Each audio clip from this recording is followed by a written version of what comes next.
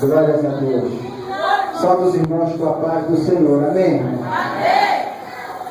Quem aqui nesta noite está feliz com Jesus? Se a tua felicidade estiver da potência do teu glória, eu não acredito que você está feliz. Quem aqui nesta noite está feliz com Jesus? Vamos meditar na palavra que se encontra no livro de Mateus, capítulo de número 16. Deus tem uma palavra para a nossa vida nesta noite. A Bíblia diz que o Senhor, quando Ele fala ao nosso coração, pode ter certeza que o que Ele vai te falar é de bom. É para que você se levante, é para que você se anime. Mateus capítulo de número 16, versículo de número 24.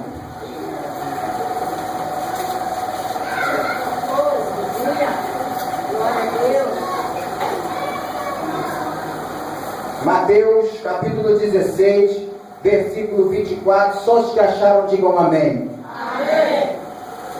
Diz assim a palavra do Senhor. Então disse Jesus aos discípulos: se alguém quiser vir após mim, renuncie-se a si mesmo, tome a sua cruz e siga-me. Vamos ler novamente para que você guarde no teu coração. Todos nós juntos, no tempo 3. 1, 2, 3. Então disse Jesus aos seus discípulos: se alguém quiser vir após mim, renuncie a si mesmo, tome sobre si a sua cruz e siga-me. Aleluia. Coloque a sua Bíblia no banco nesta noite. Pega na mão do teu irmão que está do lado.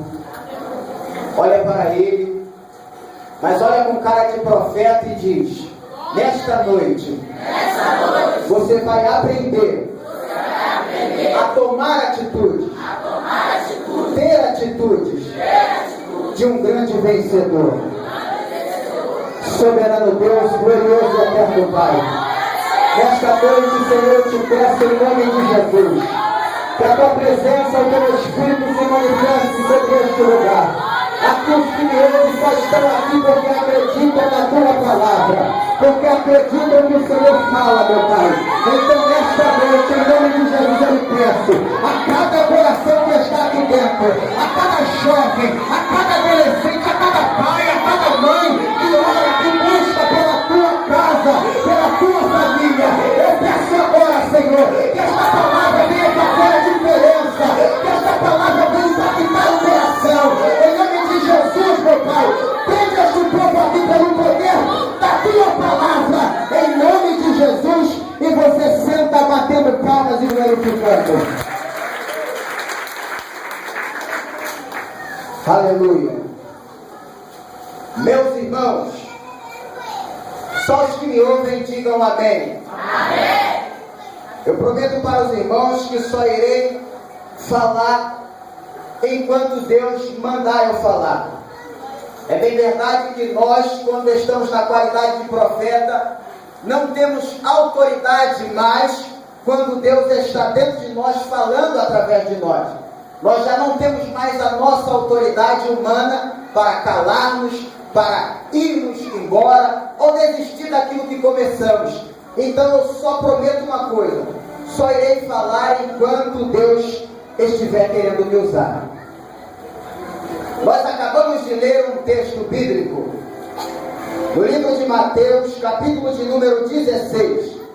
Lemos então o seu versículo de número 24, que está relatando acerca de quando Jesus, ele sente no teu coração de dar uma instrução para os seus discípulos acerca da caminhada que eles iriam começar a seguir com Jesus. O texto vem dizendo que Jesus, com suas próprias palavras, ele diz para os seus discípulos: se alguém quiser vir após mim, renuncie-se a si mesmo, tome a sua cruz e siga-me. Ele diz, ele coloca uma ênfase, e ele diz: tome a sua cruz e siga-me. Algo me faz entender que sem a cruz nós não podemos caminhar, sem a cruz nós não podemos fazer a obra que Jesus fez e deixou para que nós, os seus discípulos, viessem a fazer. Se nós nesta noite queremos pregoar a palavra de Deus, queremos louvar através do louvor, temos que ter a certeza de que estamos carregando uma cruz. Não há como seguir a Jesus, fazer a obra que Jesus fez, sem antes ter a certeza de que está carregando uma cruz. Mas por que carregar uma cruz após começar a seguir a Jesus? A cruz, neste texto, Jesus está relatando para que os discípulos viessem aprender atitudes com essa cruz. Jesus não está dizendo uma cruz de madeira normal, não. Ele está falando de uma forma espiritual. Se você quiser seguir a mim, tome a sua cruz e siga-me. É engraçado e interessante que Jesus não fala: tome a minha cruz e siga-me. Porque até então Jesus era o líder dos discípulos. E se ele era o líder dos discípulos, a cruz que os discípulos tinham que carregar era a dele. Mas Jesus, ele pega e diz: se vocês quiserem seguir a mim, tome a sua cruz e siga-me. Por que Jesus diz assim? Jesus já tinha os seus problemas, Jesus já tinha os seus transtornos. A cruz que Jesus carregava, ela já trazia dores o suficiente para que o ministério de Jesus suportasse o próprio peso da cruz de Jesus. Então não seria justo Jesus pegar e colocar a sua cruz nas costas dos discípulos. Jesus foi bem sábio e disse: ó, se você quiser seguir após mim, eu não vou te cobrar nada. A única coisa que eu te peço é: tome a sua cruz e me siga. Aleluia! O que significa a sua cruz? As suas dores, as suas aflições, as consequências da caminhada que você vai levar, não é de Jesus, é tua. Mas tem um parágrafo interessante: sendo tua, Jesus não te abandona enquanto você está carregando ela.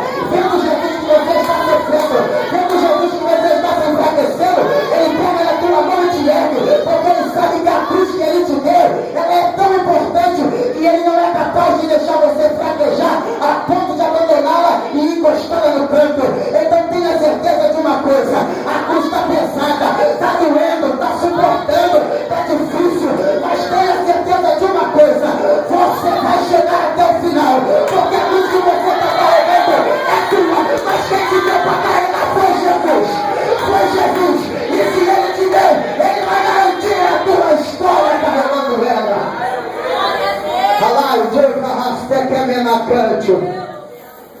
Falando de cruz, é bem interessante que a cruz me leva a falar das vitórias que Jesus teve. E para falar de vitória, não há ninguém tão importante e com um cargo de vitória tão grande como Jesus. Não há na Bíblia um homem que possa ter conquistado as vitórias que Jesus conquistou. Eu disse para você que nesta noite você vai aprender a ter atitudes de um. Você não entendeu quando eu disse no começo. Você vai aprender a ter atitudes de um. Vencedor. Quem carrega a cruz não pode ser um derrotado. A cruz de Jesus, ela não te deixa ser um derrotado. Não há possibilidade para que a cruz que você está carregando te torne um derrotado. Jesus é o maior vitorioso que nós temos a respeito da cruz. Jesus venceu quem? Jesus venceu o mundo. Mas ele venceu o mundo porque era forte? Ele venceu o mundo porque era o tal? Não. Ele venceu o mundo porque desde quando desceu do Pai sabia que o seu compromisso era carregar uma cruz. Mas que cruz é essa? É a cruz de madeira? Não. É a cruz espiritual. E que mundo é esse que Jesus venceu? Você acha que é o mundo da moda? Você acha que é o mundo do dinheiro lá fora? Não. O mundo que Jesus venceu é o mundo da corrupção. O mundo que Jesus venceu é o mundo das falsas amizades que tem lá fora. Jesus tirou de letra quando lutou contra este tipo de mundo. Porque muitas das vezes nós lutamos com o mundo e pensamos, eu vou lutar, não vou me vestir deste jeito, não vou me vestir desta forma. Muitas das vezes não é este mundo que você tem que lutar. Este é apenas um pequeno detalhe. O mundo que Jesus está falando que ele venceu é o mundo do engano. Homens anteriormente de Jesus que vieram, se corromperam, se venderam, se prostituíram, blasfemaram contra Deus, mas Jesus estava destinado a não perder para o mundo. E ele disse em sua palavra: no mundo tereis aflição, mas tende bom ânimo, eu venci o mundo. Jesus não diz: no mundo tereis aflição, abaixe a cabeça quando você estiver no mundo. No mundo tereis aflição, ande arrastando os pés, fraquejando de um lado para o outro, lacrimejando seus olhos. Jesus não diz quando você estiver no mundo, na luta espiritual. Ele não diz para que você fique de cabeça baixa. Sabe o que Jesus diz? No mundo tereis aflição, mas tende bom ânimo, porque se eu venci, você também vai vencer. Se permanecer de pé, você também vai permanecer. Se eu não pequei, você também não vai pecar. Abraço pecante. Jesus vem conquistando outra vitória. É contra o diabo.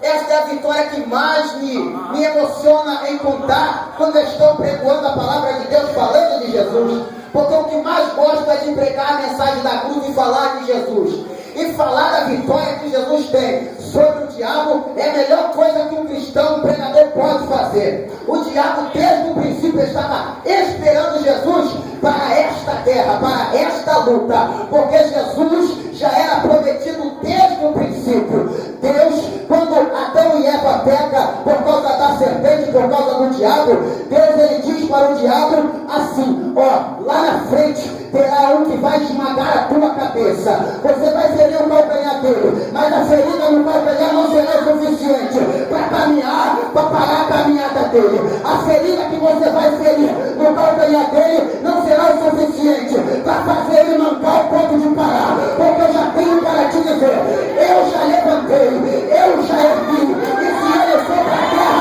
pode contar que não é para perder. Se ele for para a terra, pode contar que é para ganhar. Então aguenta, Satanás, porque quando ele chegar, a tua cabeça vai ser esmagada. Ela vai ser esmagada. É pelo nosso Senhor Jesus Salvador. Mas Jesus só esmagaria a cabeça da serpente se quando eu estivesse caminhando nesta terra, fosse vitorioso na tua vitória, na tua luta. O diabo espera, ansioso. Eu vou até descer para falar, porque eu já estou sentindo Deus se manifestar de uma forma diferente. Quando o diabo espera Jesus, ele espera milhares de anos. Ele vai esperando, porque ele quer lutar contra Jesus. Ele quer combater contra Jesus. Ele pensa que Jesus seria como Adão, ou seria como Eva, fácil de cair na lábia, mas não seria deste jeito. Jesus era algo muito grande, muito especial, porque seria a imagem, a semelhança, seria um espelho para nós que estamos servindo. E sendo espelho, Jesus não ia deixar brecha. Sendo espelho, Jesus não ia deixar a gaguejar. O diabo está esperando, o diabo está ansioso esperando Jesus. Quando Jesus vem, ele começa o seu ministério. Ele não tem a noção de que Jesus vai caminhar por esta terra cerca de 30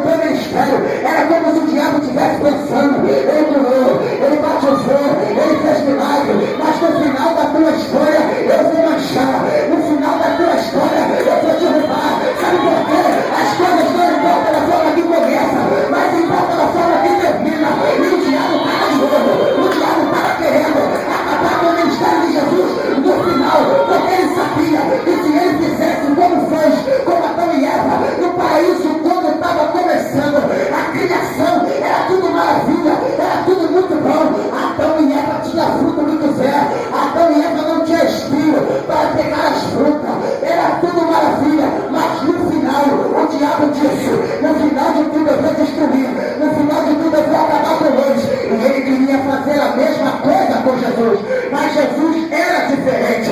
Jesus, quando está no final do seu ministério, o diabo está ali mais próximo. Jesus ia para cá, o diabo ia junto. Jesus estava outro braço para cá, o diabo ia junto. Por quê? Porque o diabo queria derrubar Jesus. Então chega a notícia, e Jesus diz para os seus discípulos: chegará um tempo em que vocês ficarão só. Chegará um tempo em que eu terei que carregar uma cruz. Chegará um tempo em que eu terei que morrer pendurado no madeiro. Então o diabo rapidamente ele toma a boca do Pedro e diz: ai, Jesus, não, você não pode pegar esta cruz. Você não pode chegar na cruz. Você não pode morrer na cruz. O diabo sabia que se Jesus pegasse a cruz, hoje nós estaríamos aqui para adorar. O diabo sabia que se Jesus pegasse a cruz, a tua família seria salva. O diabo sabia que se Jesus pegasse a cruz, a salvação seria impossível de ser evitada. Ele pegou. Foi pela minha e foi pela tua vida. Ele pegou. Quem acredita que ele pegou, joga as tuas mãos. Eu vou profetizar sobre a tua vida nesta noite. A cruz que Jesus pegou, ela está servindo tanto lá atrás quanto aqui na frente. O teu passado foi apagado. O teu presente já não importa mais. Porque daqui para diante o teu futuro será melhor. O teu futuro será melhor. O teu futuro será brilhante. Sabe por quê? Você está carregando uma cruz. Fala agora, cante, como a rapaziada. Ele vai canta, crava. O diabo sabia que se Jesus pegasse a cruz, o milagre ia acontecer. Ele rodeia Jesus. Jesus consegue pegar a cruz. Jesus consegue chegar à cruz. E quando Jesus pega a cruz, ele sobe na cruz.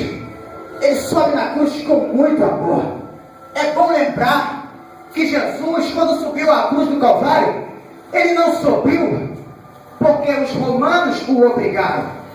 Ele não subiu até a cruz do Calvário porque os romanos tinham o condenado. Esse não era o único fator para que Jesus subisse à cruz. O fator principal é que ele amava tanto os que viveram no tempo dele como os que vivem no tempo de hoje. E ele pegando a cruz, a salvação era impossível de ser evitada pelo diabo.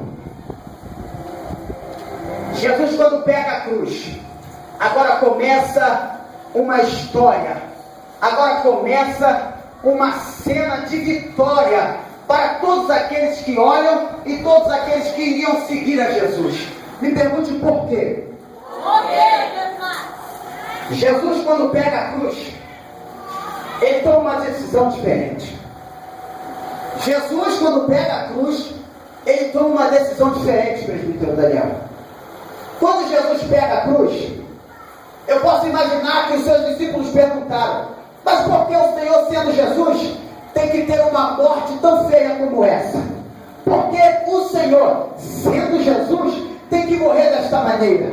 E Jesus dizia: é porque eu tenho que ensinar a minha igreja a atitude de um vencedor. Atitude de um vencedor. Qual é a primeira atitude de um vencedor que eu olho e relato dentro da Bíblia na crucificação de Jesus? Jesus, ele escolhe morrer crucificado, não é por acaso. Faz-me lembrar e entender, todo mundo sabe que a primeira coisa que um crucificado tem que estar para ser crucificado é de pé. A primeira coisa que a gente olha, vê e repara quando alguém está crucificado é que ele está de pé. De pé. Jesus estava sendo crucificado. A primeira atitude que Jesus ensina: eu estou de pé. Eu estou de pé. Olha como é tão especial. Você vai entender porque eu vou te explicar direitinho. Jesus, ele toma esta atitude e responde à pergunta que possivelmente, conjecturando eu, um dos seus discípulos poderia fazer: mas por que o Senhor vai morrer desse jeito, Jesus? Por que o Senhor não morre deitado? Por que o Senhor não morre assentado? Por que o Senhor não morre de cabeça para baixo? não morre como um cordeiro que verdadeiramente o Senhor é, deitado com os pés e com as mãos amarradas, assim será melhor. Mas a forma que Jesus iria morrer não iria alterar a salvação, não iria. O que iria alterar, o que iria nos dar a salvação era o sangue que estava sendo derramado na cruz do Calvário. Mas só que quando Jesus toma a atitude de morrer de pé, ele não está só deixando uma atitude de vencedor para nós, mas está mostrando para o diabo que mesmo sendo crucificado, ele ainda está de pé. Mesmo sendo crucificado, ele ainda está de pé. Ele está de pé, ele está de pé. Não está vendo na minha mão, prendeu o cravo dos meus pés, mas quando olharem para mim, vai ver que eu estou de pé. Vai ver que eu estou de pé. Vai entendendo o mistério de Deus. Vai entendendo o mistério de Deus. Ai, eu vou te explicar para você entender melhor. Sabe quando a fofoqueira bate lá no teu portão para falar mal da tua vida, para falar mal do teu ministério? Sabe o que ela quer te ver? Ela quer te ver caído, ela quer te ver para baixo. Ela fala mal da tua vida, ela fala mal do teu ministério, mas quando ela te olha, você não está caído, você está de pé, você está de pé. Essa é a atitude que Jesus estava ensinando. Essa é a atitude. Ela mandou pôr o pé forte. Sabe o que incomoda o diabo, Diego? Sabe o que incomoda, pastor, o diabo? É ele bater, é ele chutar. Sabe o que incomoda o diabo? É ele vir dar chucotada da faz de tudo no teu ministério. Quando ele te olha, você até toma areia, você até faz assim, mas continua de pé, continua de pé. Só quem está de pé, levante a mão para adorar. Eu vou deixar você dar pelo menos 30 segundos de glória. As duas mãos pro alto. É de pé, é de pé, é de pé. Você vai vencer esta luta. Não é deitado, não é caído. É de pé, é de pé, é de pé, é de pé. Só quem está de pé, só quem está de pé. Dá 30 segundos de glória. Enquanto eu vou tirar meu paletó. Vai, vai, vai, vai, vai.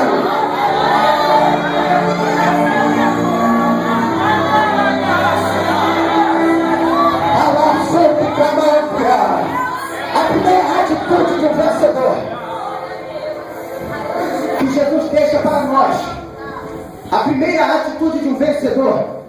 Quem ainda quer ouvir a mensagem, diga amém. Amém. A primeira atitude de um vencedor é que em meio às lutas, em meio às dificuldades, ele não pode deixar de permanecer de pé.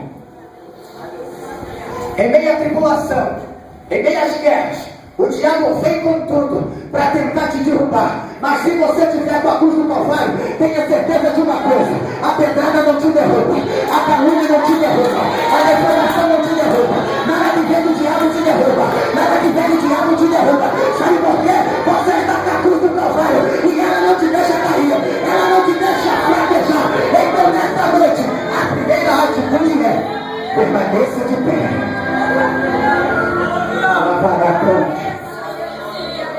Permaneça de pé. Nada mais incomoda o diabo